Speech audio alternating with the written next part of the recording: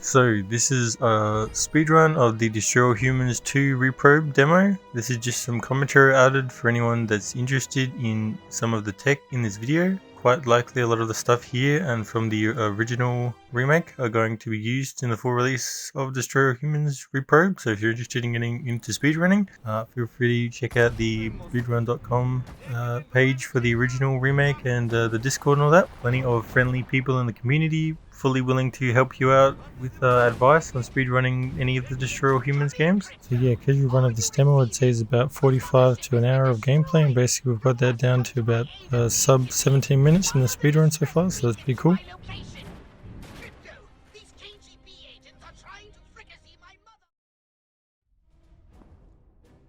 So the main way you move around in this game is called skating. In the original remake you had to unlock it, but in this game you have it from the start, but it's quite slow. You can unlock the speed later on, which we'll be doing.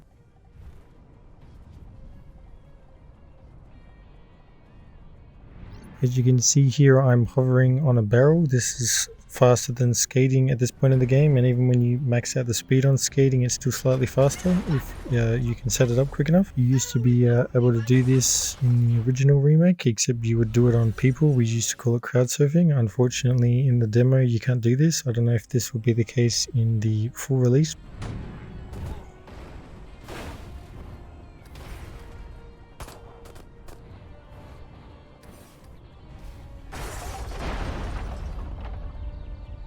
You just want to kill this first wave of guards here as fast as possible, because as soon as they die the next wave spawns in and so forth. There's 4 waves in total.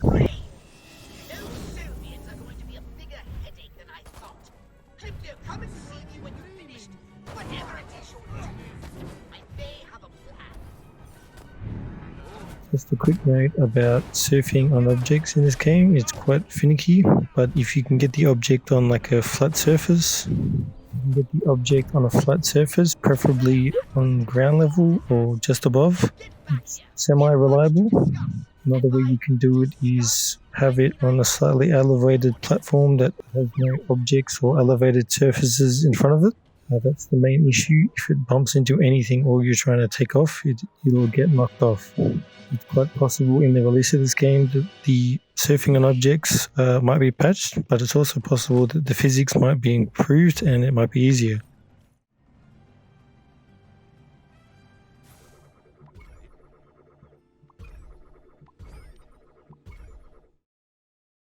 So you have like a hippie beam in this game that allows you to make people dance. It isn't particularly useful, but you have to do it in this mission to progress. After that, we have to turn into one of these cops. It's called snatching in the game, but basically you disguise yourself as a human. You go to the phone booth here and then call off the police. You can do this with soldiers and stuff as well. After we've done those 2 things that we have to do to progress in the mission, we then just quickly leave the body and then go to the location as fast as possible. You'll notice here that despite the game telling you to scan people to find out their location of Freak, which is the person we have to talk to, you don't actually have to do that. That's the case in most instances in this demo and probably the full release.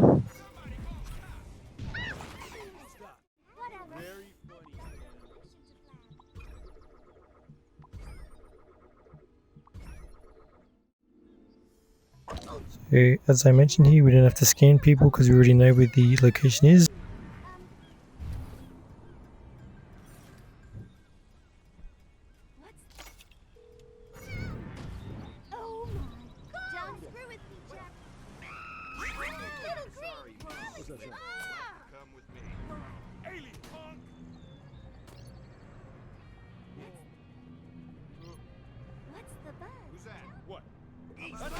Skip the cutscene and then kill these guys as fast as possible. It's sort of complicated the way these guys spawn, and it's semi-RNG, but it doesn't matter that much. Longwater is being in danger. Get him out of here now.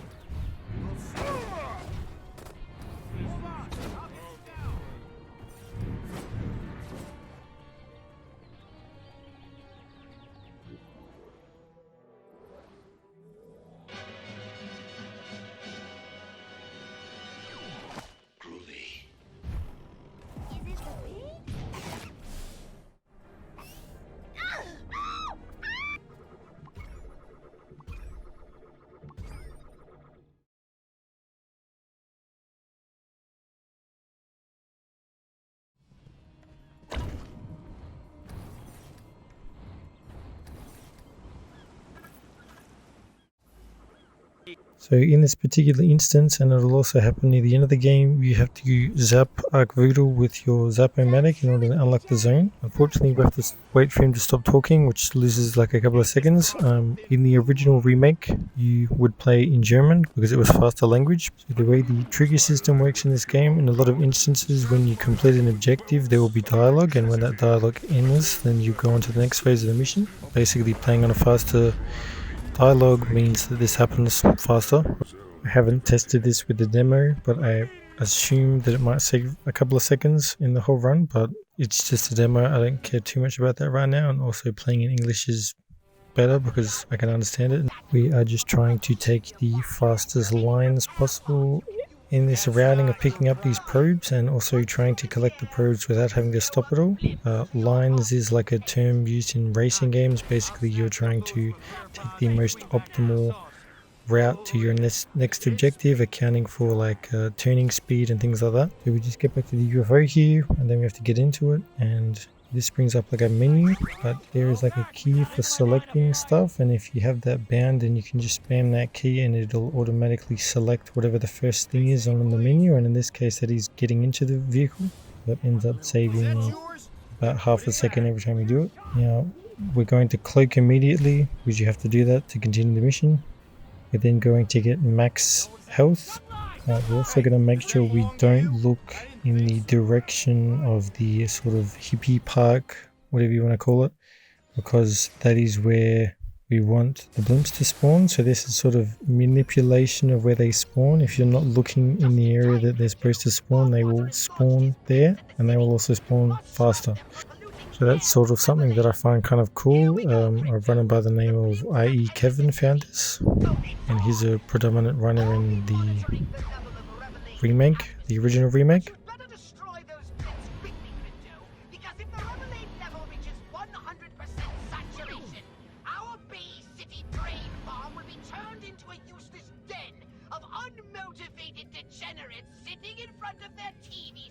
So this mission coming up is probably the most interesting mission in the demo, and it concludes in a boss fight.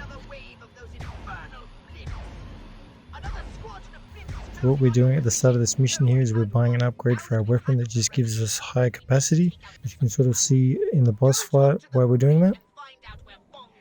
We also get the first skate upgrade.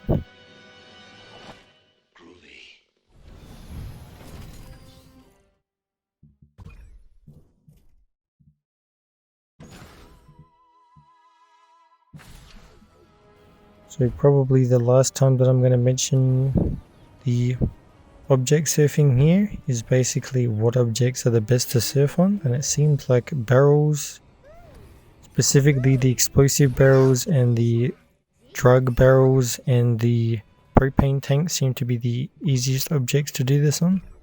So the mission here is, once we talk to a lady by the name of Prudence to find out the location of the boss of this mission called Bongwater, we then have to destroy a series of 6 trucks. 3 of these trucks are parked, and we can actually destroy these before talking to Prudence, and it still counts for the mission. You might wonder why this matters. Well, for instance, on the way over we can easily destroy 1 or 2 of these trucks, and by destroying the 3rd truck it actually sort of manipulates the spawn of the other 3 trucks which moving around on the roads. And I found by destroying these 3 trucks before talking to her, not only is it slightly faster, but it also ends up making the next 3 trucks spawn in very good locations where we can sort of hit each one in a line, and then we go to the bridge. As you can see here, I sort of messed this up, but it doesn't matter too much.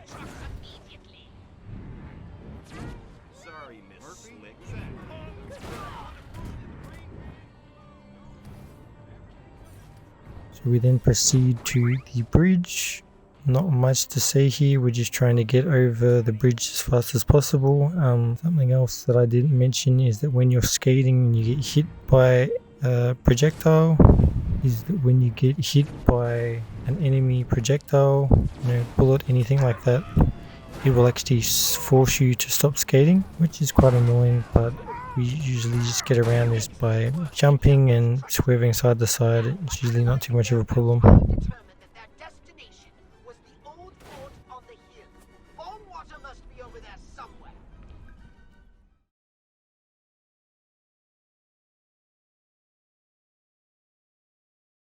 Once again, skipping cutscenes.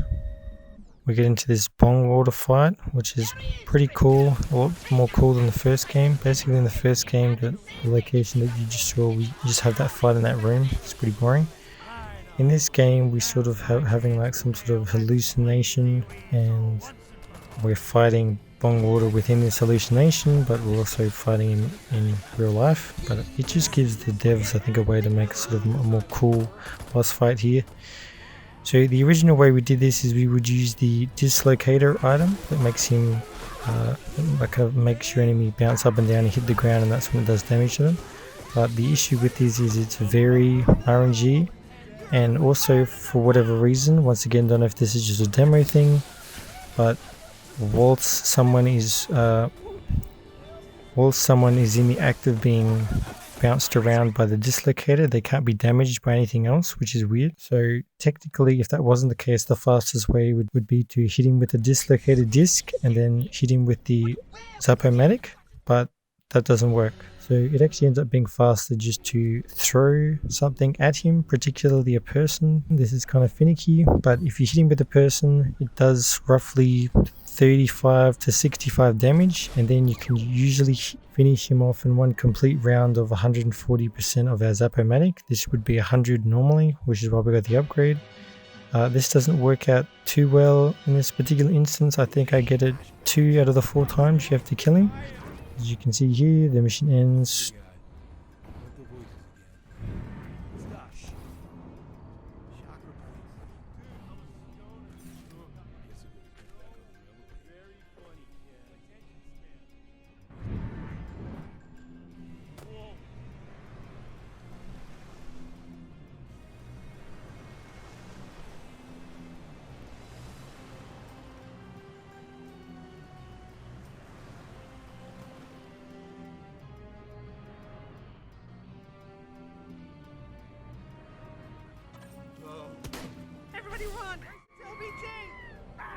So this is an interesting mission. It was actually part of a set of side missions in the original, but in this demo it's our main missions. Sort of wonder how this is going to factor into the full release. If there's going to be more of these side missions incorporated into the main game.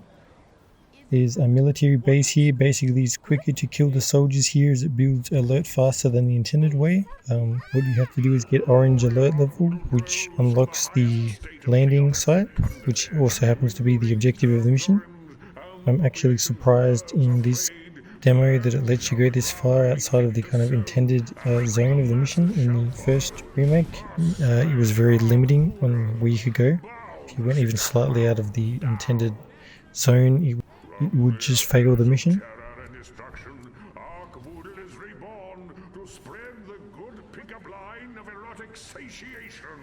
Go, son of Arkwoodle, take the sacred crotch to the masses.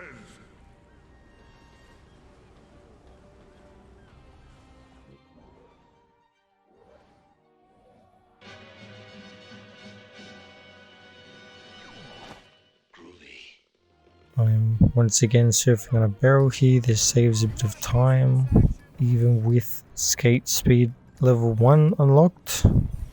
This still saves a bit of time, roughly like 5 to 10 seconds.